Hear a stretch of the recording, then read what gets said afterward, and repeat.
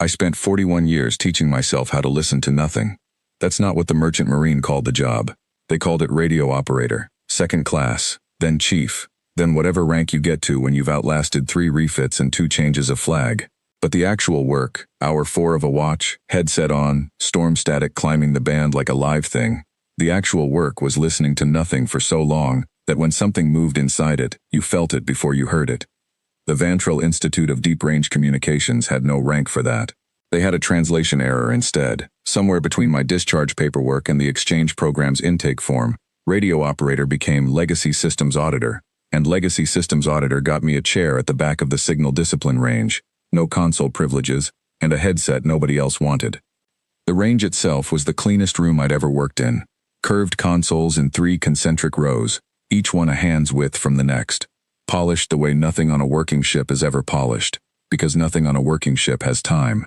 30 live stations, 29 of them running the Institute's own filtering suite, humming at a frequency low enough that you felt it in your back teeth before you heard it. My station was the 30th, tucked against the rear bulkhead where the overflow gear went to wait for decommissioning, and it hummed at nothing at all.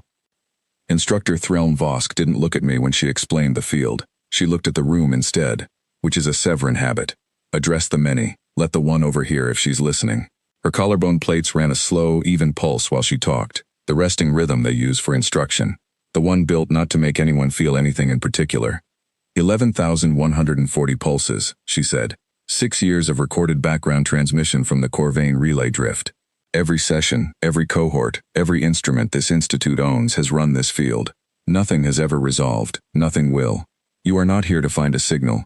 You are here to prove you can sit inside 11,000 nothings and not flinch. 9 cadets took that as a dare.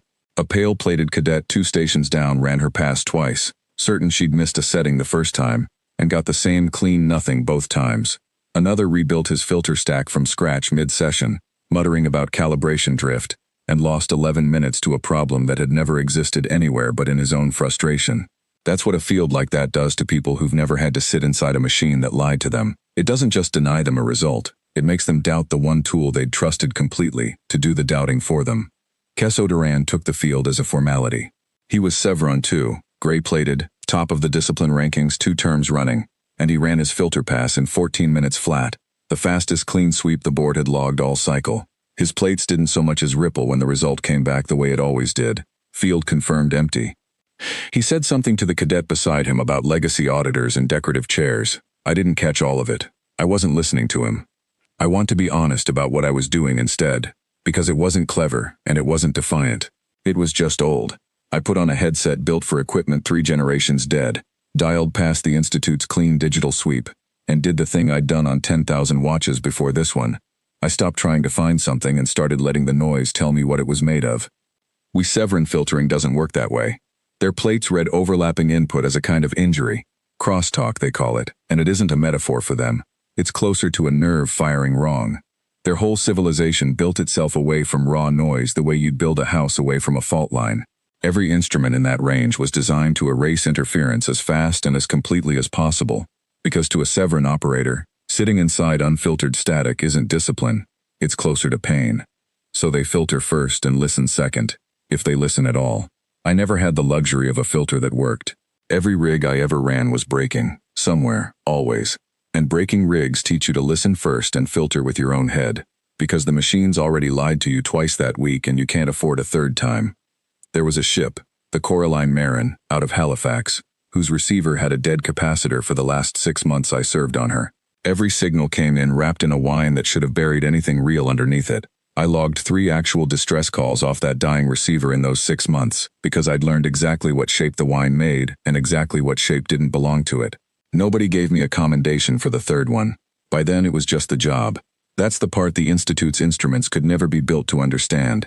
That impossible to filter and impossible to hear are not the same fact, and only one of them was ever true of the Coraline Marin, or of the Corvain drift.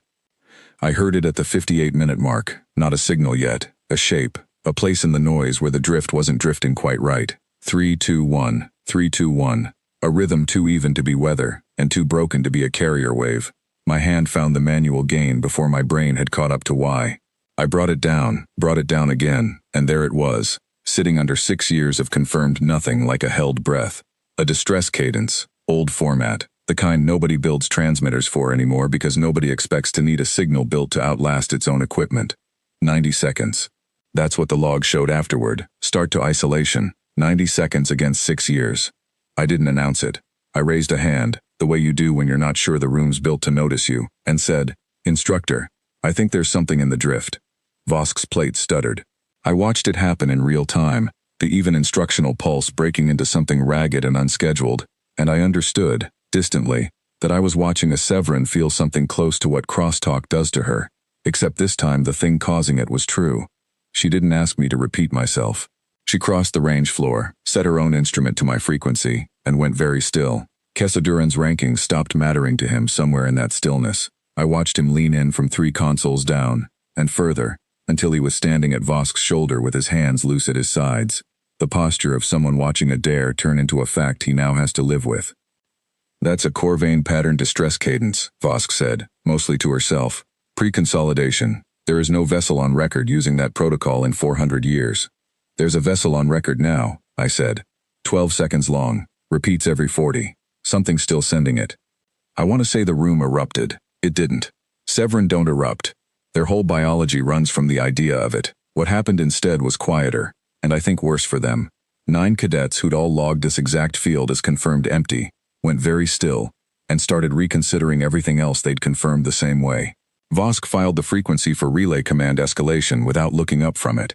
Kesaduran asked me, in a voice with none of the formality it had an hour earlier, how long I'd been listening to that particular stretch of the drift. "My whole shift," I told him, "same as every other stretch." He didn't have an answer for that. I don't think there is one, not in any language his instruments were built to translate. His plates ran through 3 colors in about 4 seconds, none of which Vosk named for the room, and then he did something I hadn't expected. He sat down at the console beside mine, pulled a matching legacy headset from the supply locker, and asked me to show him what I'd been doing with the gain. I did. It isn't a secret. It's just slow. And slow isn't a discipline the Institute had ever needed to teach, because nothing here had ever been built to reward it. The field's classification changed before the end of the session. Field confirmed empty became field, active anomaly, pending relay contact. 6 years of certainty replaced by 1 open line on a form nobody had touched since before my name was added to the exchange roster. Nobody threw a ceremony. Vosk didn't apologize for the chair at the back or the headset nobody wanted. I don't think either of us needed her to. What she did do, at the end of the shift, was ask whether the Corvain drift had a second band that no one had run a legacy pass on yet. It does. I checked the schedule on my way out. I didn't come here to find anything. I came here because a translation error put a chair in a room with a frequency in it, and 41 years taught me that a frequency is never really empty. It's just waiting for somebody willing to sit still long enough to hear what's underneath the part everyone already agreed to stop listening to.